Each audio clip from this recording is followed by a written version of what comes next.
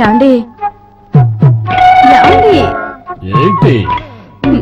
మీరు ఆకలికి తట్టుకోలేరని నాకు తెలుసు.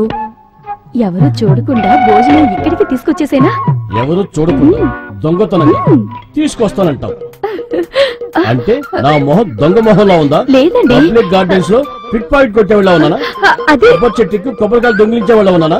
పొలాల్లో మోటార్ చెట్టు పంపు దొబ్బేవాళ్ళ ఉన్నానా? పక్కింటడి బరిలు మేకలు కోళ్లు దొబ్బేవాళ్ళ ఉన్నానా? అంతేనా? ఇదే ఇలాగే ఆకలితో ఉన్నప్పుడు కోపం వస్తుంది. మాట్లాడకుండా పడుకోండి. ఏదో జారిపడి అన్నందుకు పెద్ద బిల్డప్. అయ్యయ్యో అమ్మా ఆకలి దంచేస్తుందే. వీళ్ళు తినలేదు, నన్ను తినలేదే. చేపల పులుసు అంతా వేస్ట్ అయిపోయి ఉంటుంది. అమ్మా అబ్బా అల్లుడు అల్లుడు ఏంటట? లోపల ఏవి లేపేసరికి కడుపులో ఎలకలు పరిగెడుతున్నట్టున్నారా?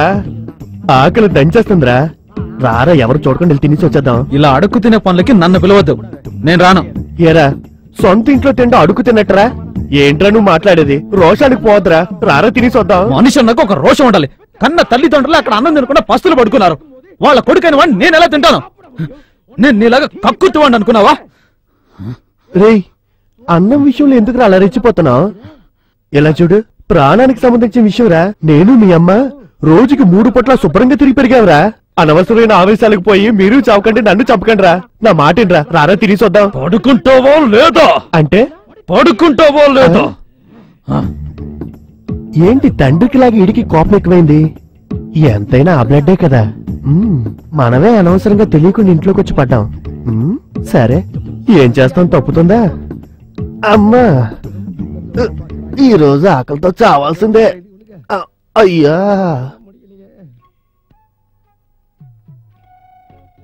యాండి మీకు ఇష్టం చేపల పులుసేగా అడిగాను. పోనీ వేరే ఏదైనా వండి తీసుకురానా? ఏ ముందు నీకు ఆకలిగా ఉన్నట్టుంది. మనకి ఆకలి కన్నా గౌరవం ముఖ్యం. ఊరికే నచ్చ పెట్టకుండా వెళ్ళి పడుకో. ఇక ఈ మనిషి నమ్ముకుంటే మన ఆకలి తీరినట్టే. మన దారి మనం వెతుక్కోవాల్సిందే.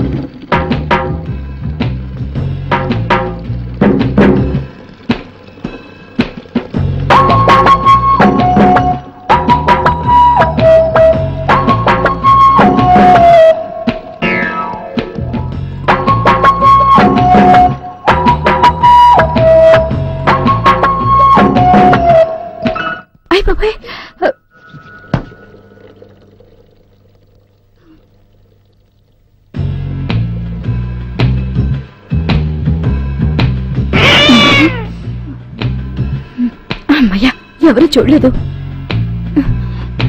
అయ్యో, ఆకలి దంచేస్తోంది.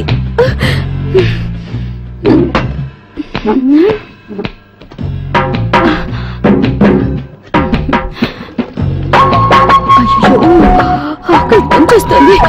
అబ్బా, చేపల పులుసు తినే యోగం కూడా ఉండాలి. ఏం చేస్తావు? అబ్బా,